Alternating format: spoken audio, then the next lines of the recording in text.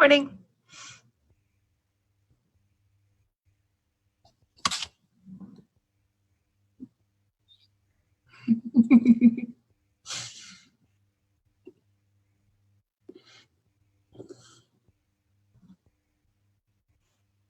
Good morning. Thanks so much for the intro. That's great.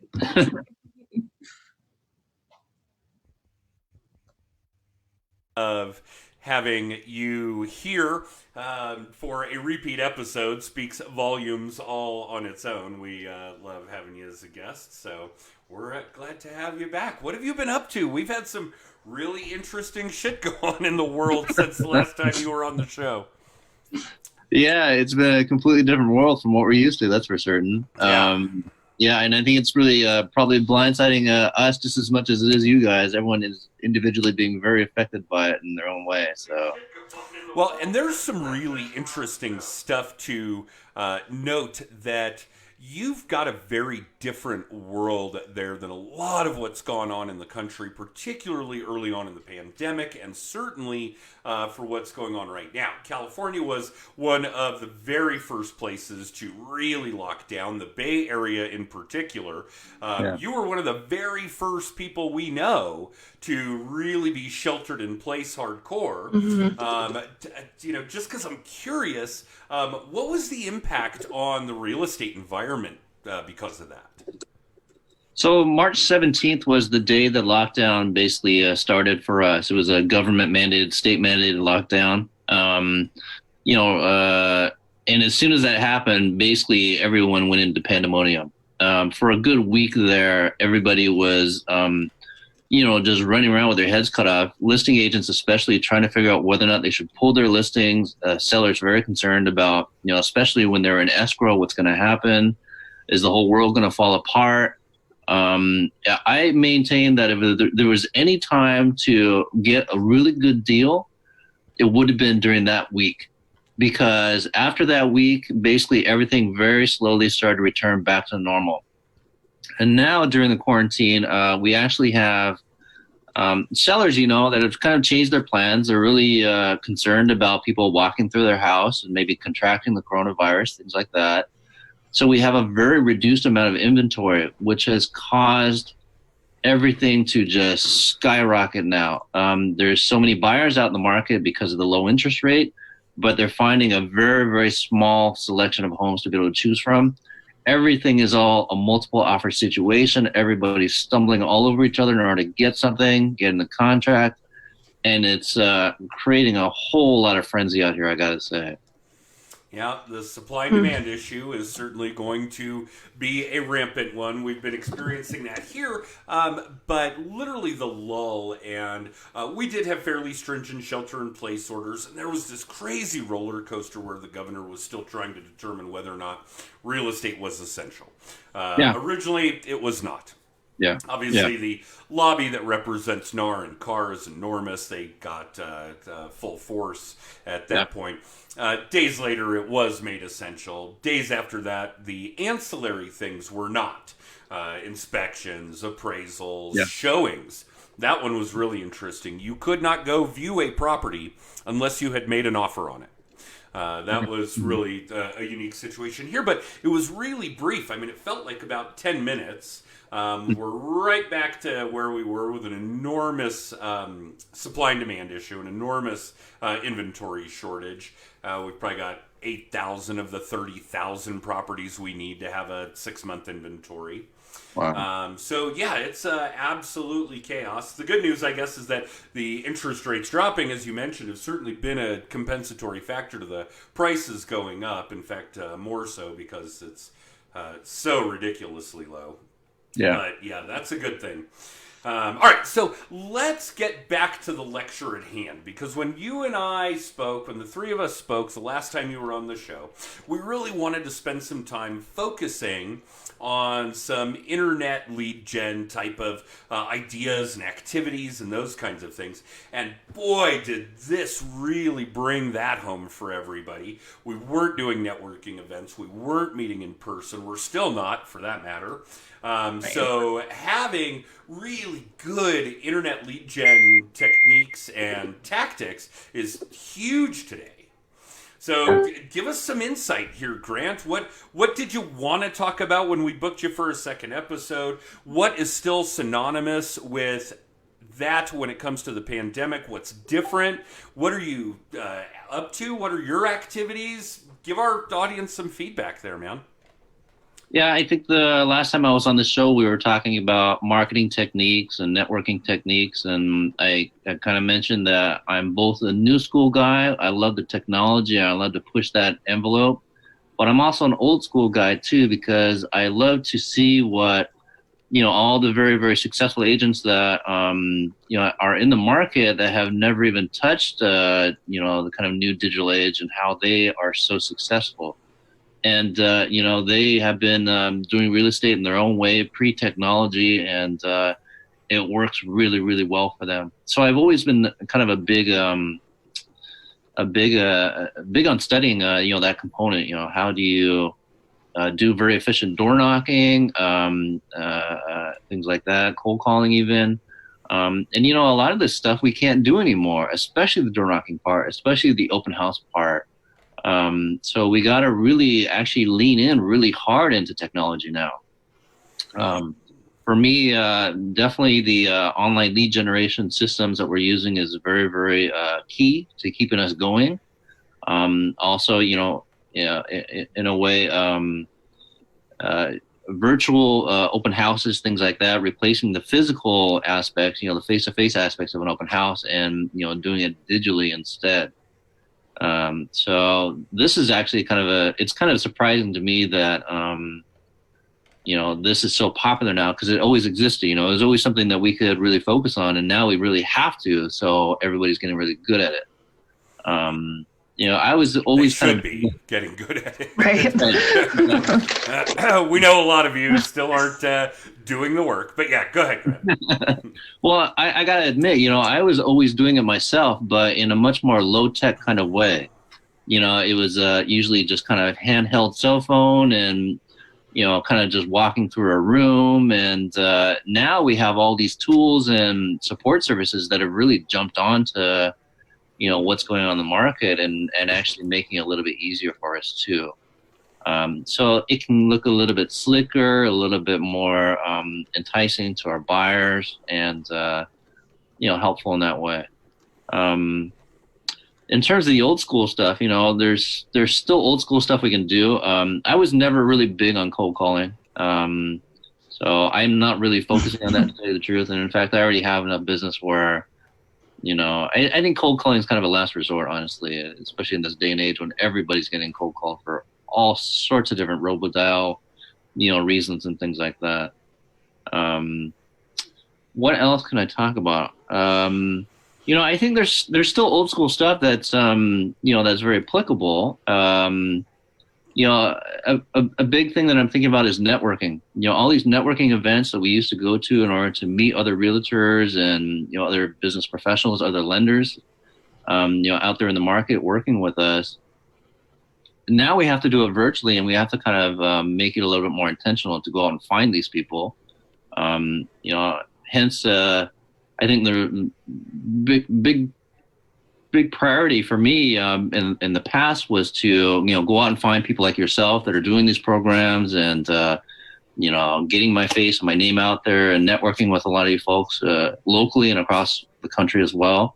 These are things definitely people should be doing now, because it's so essential to this market, especially, where we are really, really kind of cutthroat competing with each other in order to, get our clients' needs serviced. And the more we've networked already, had a conversation, gotten in front of each other, kind of got a glimpse of each other's personality, I think it's very, very essential now.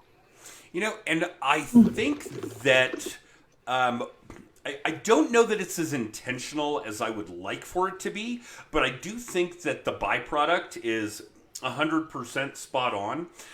This is probably the greatest demand we've had for the show in 3 seasons of doing it. We're booked well into season 4 already. Oh, yeah. So I think March, maybe April. later One April. day. We're Yeah. booked into April, so yeah, Wow. we definitely have a lot more people inquiring and asking to appear on How I Met Your Mortgage than we ever have. I would say that that's really really true. But my concern is that it's not an intentional thought out process. I think it's just a matter of people know their home. The people know that our audience, is glued to their screens right now. We have been for months. So I do think that people have a mindset that social media, the internet video, podcasts, this is basically all of the above, are definitely getting better play, getting more of an audience, getting more viewership than it had in the past. Yeah. But yeah, my hope is that the reason that we're as booked is that it's a lot of people being as intentional as you are, although I have my doubts. And it's fine. Either way, people know that those facts are all true. People are still glued to their screens. People do still want to talk to new people on the phone. People are watching more internet video than ever. People are checking out Facebook, Insta, LinkedIn, Twitter, YouTube like never before. Even Pornhub turned their premium services on for free for people on lockdown. Internet video is huge.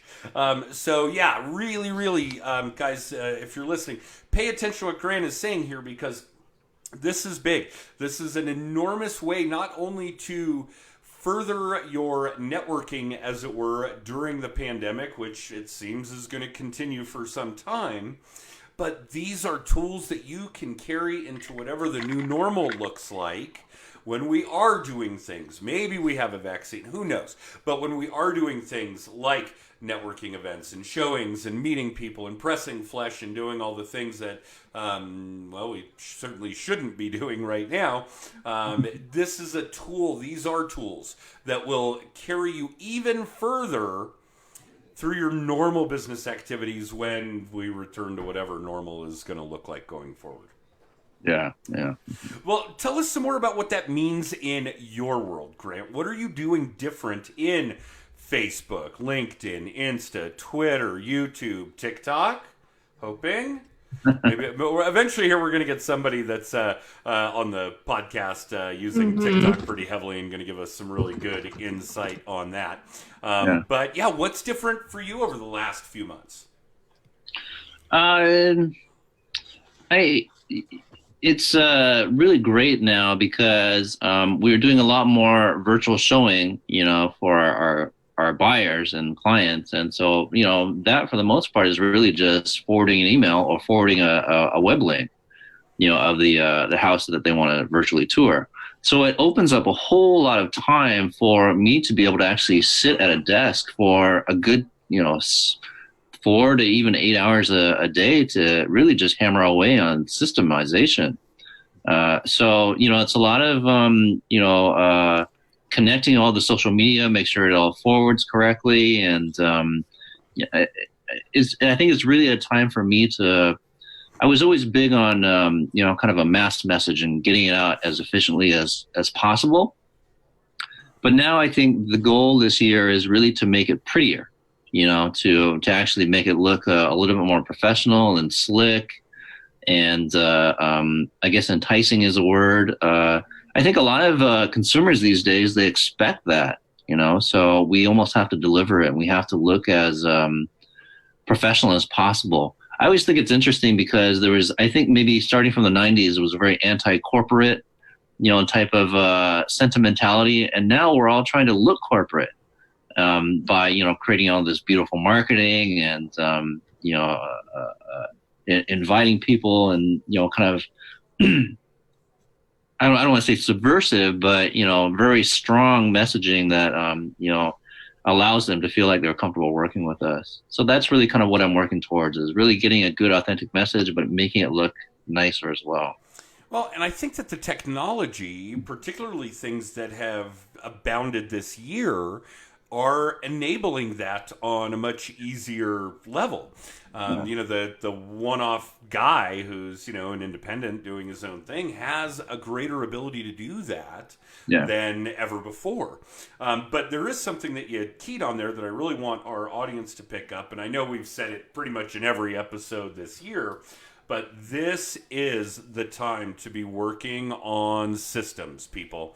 You've got time to be sitting at your desk, like Grant said, 4 hours a day, 8 hours a day. The amount of time that you're saving running somebody around to view 10 houses in your car, or to be sitting in your continuing ed classes, or be doing networking events, or having a cup of coffee with someone, etc., is time that you could really be using wisely to build up these systems. Now, of course, Grant knows this, but for those of you that are new to the program, I own a mortgage company as well, and that's been a big effort of ours. Some of it just because it was due, some of it with a little bit of pushing from a great colleague, Kai McBride. Kai is definitely all about systems these days. And unfortunately for us, as Grant mentioned, interest rates are just rock bottom, the lowest we've ever seen. It's so low, I refinanced my own house. Pro tip, if your mortgage guy is refinancing his house, maybe you ought to check it out.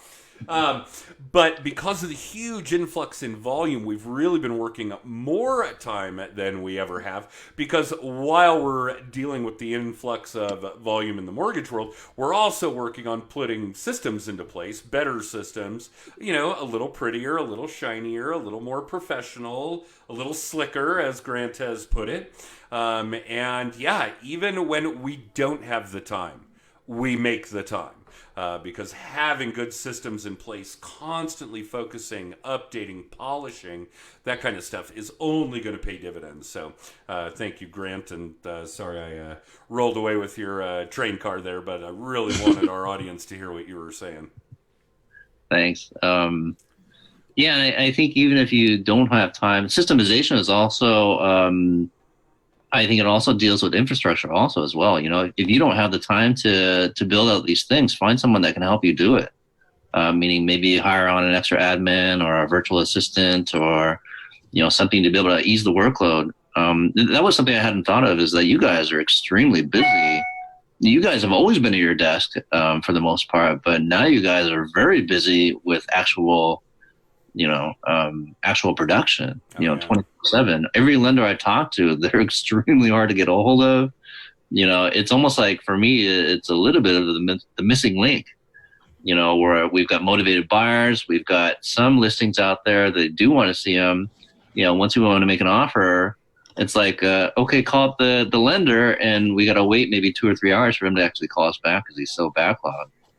Yeah, that is probably true industry-wide these days. Yeah, it's amazing to me, and we comment around the office because we certainly know a lot of other mortgage originators. We've got a handful that are coaching clients. We see some that are struggling, and that I cannot get my head around.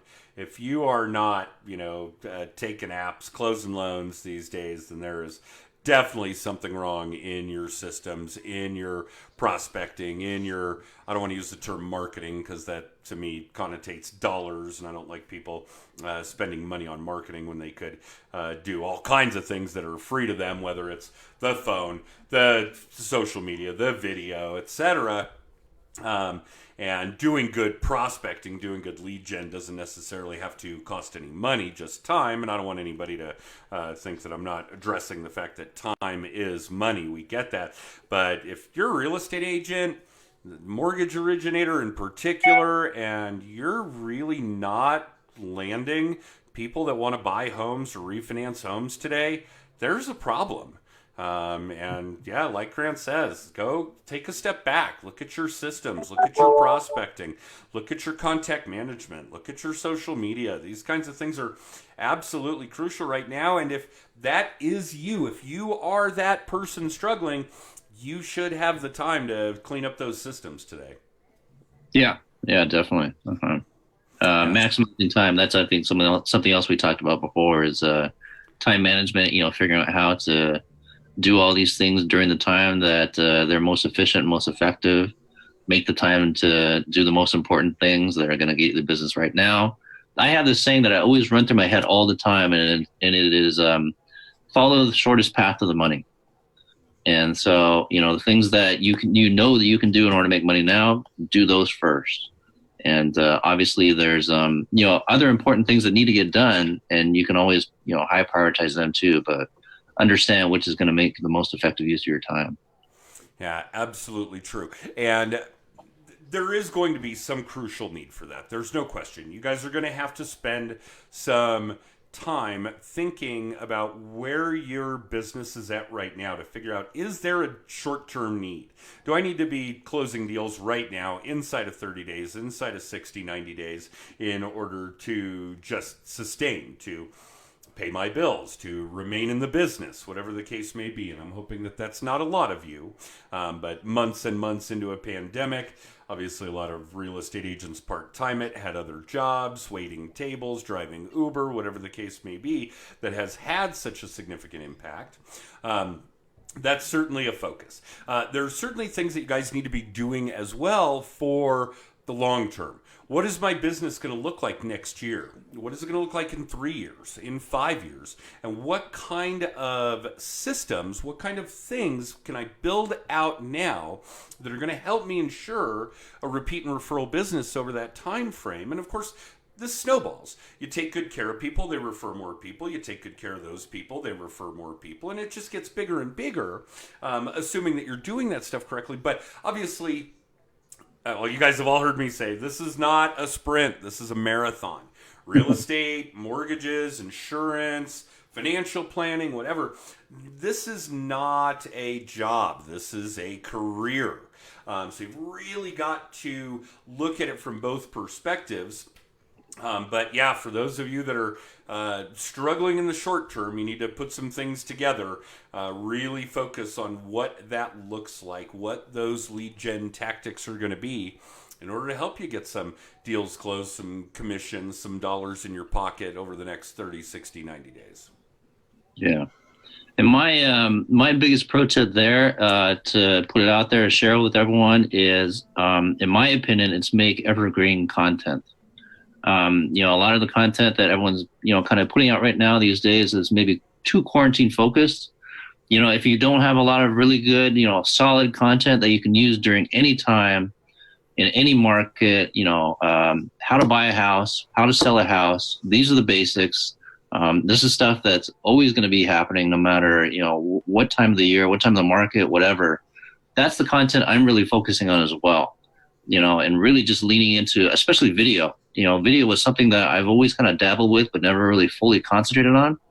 Now that we have Zoom calls, and I know that you're very good at this, recording all your Zoom calls, pushing them to Facebook, after you're done, re-editing them and, redistributing them in different places. This, I think, is really, really effective marketing as well. So video marketing, and make sure it's all content that you can really repurpose and reuse in many different places. Absolutely. And Jen is the expert at that. No question. Jen will take this video, this 30-minute segment that we'll do today, and it's going to be our podcast, and it'll be on YouTube and LinkedIn and Instagram, I'm sure. And she'll actually take excerpts out of it over the course of the next week and come up with dozens of social media posts, quotes from you, quotes from me, whatever the case may be. And it is really an opportunity for Grant, you and I, to build some content that Jen can use for dozens and dozens of social media posts, video segments, whether it's more on Facebook, Instagram TV, YouTube Live, whatever the case may be. So, yeah, that is really, really well said. No question. And yes, I would agree that we're focusing our efforts in a very diligent manner. And to those of you doing it, kudos that you're doing it is certainly worthy of our respect. It does seem to be a little heavily focused on the current times, on what current events are leading our industries to have to do today. And Grant's right, guys. We need to have a little more forethought. We need to see a little further ahead into the future, because I guarantee you the big guys that run in your industries, whether it's Zillow or Open Door or any of what we're referring to as fintech, financial technology companies, they're doing it. They're already picturing what their business is going to look like in 22. And you guys are trying to get through 20. So yeah, let's open those blinders a little bit and focus on the bigger picture. Again, it is a marathon, not a sprint. Yeah, agreed. Yeah. Yeah, very important stuff. And for those of you that, I saw Jen posted your previous episode with us here, Grant. But yeah, for those of you that want some additional insight on this kind of stuff, go back and watch this and certainly really hear what Grant is saying here. All right, so Grant, what do you think the immediate future is going to look like in this arena? What are you going to do the rest of the year? We got, 6 months to go? We got 6 months to go this year. Yeah. My fear, of course, is that a lot of the next 6 months is going to be a lot like the last 6 months. Yeah, well, we can talk about that in a minute. But Grant, what do you see in the next 6 months? What should people be doing that they're not doing now, or that they weren't doing last year, to make the next 6 months as great for them as possible? There's, I think, two major things that I'm focusing on. Previously, I was thinking about getting my broker's license, and then it was kind of, getting more further into the quarantine, and I was like, oh, actually, I think this thing might be up. Well, I actually don't think it's going to be up now, so maybe it actually might be a good time to actually revisit that idea about getting my broker's license. So I think that might be a very strong component for myself, is really not only kind of leveling up professionally, but also education as well. I've found some pretty good coaching programs, actually, that I really enjoy. One of them is actually an outfit called Ready Agent One, and they are connected to a company called Trust Scout that is basically a referral lead follow-up program, and they've got this coaching component on the side, and I find it very, very effective, actually, to for a very low amount of money, to especially compared to when you're talking about like maybe Tom Ferry or something like that, to be able to keep up to date on what the good marketing techniques are, client follow-up techniques, new information that's come up on the horizon that maybe everyone at a larger coaching organization is sharing. Well, this is something a little bit more specialized and a little bit more unique. So learning is a very, very big component for me. Trying to spend this time just learning about new stuff that I can turn around and implement into my own business. Improving it, getting the systemization down better, things like that. You touched on a very good point with marketing. A good portion of my marketing is actually marketing that I spend, and I find that to be the most effective marketing. But I do also agree with you. There's a good time versus money quotient, and you should also do all those things that are free but time intensive because you have the time now. So for me also, the Ninja Training Coaching Program, if you know about that. Of course we do. Oh, yeah. I've been really leaning into that as well, because that's basically free marketing, in my opinion. Following up with your clients on a regular basis, being the first point of contact if they ever have any issues with their house, keeping them up to date by providing them value with maybe the value of their home, things like that. And, just making sure that they understand that you're there working for them, even if there's nothing to actually work on. So yeah, I mean, that's, I would kind of put that in the free marketing zone also. And I think something like that is really, I was always moving so forward so fast before that I'd really kind of dialed back and started really concentrating on stuff like this too, quality over quantity. All right. I think that there's an enormous amount of truth to all of that. I think we should expand on it. Jen, let's get Grant on for yet another sequel if we can. I would love that. I knew we were going to run a little bit long because it's Grant, so I certainly don't have a problem with that. It's amazing how quickly 30 minutes flies by with you as a guest, Grant. But thank you for joining us. Your insights and ideas are always very, very valuable. And before we let you guys go, here's the hook. Here's the call to action. Jen and I are going to shamelessly promote. The first thing I want you guys to all be aware of, I'm hoping that we're going to have a big audience, and looks like I'm going to get to be on stage a couple of times at Caesars in August for Originator Connect. So if you're in the mortgage space and you want to check out a fairly cool event, hopefully we're allowed to have large groups at that point. Vegas is already all about having groups. They want things to go back to normal as bad as anyone, I'm sure. Hopefully that doesn't backfire. The other is that roughly a month later, we will be having the Mile High Mastermind event here in Denver. 2 days, 10 speakers.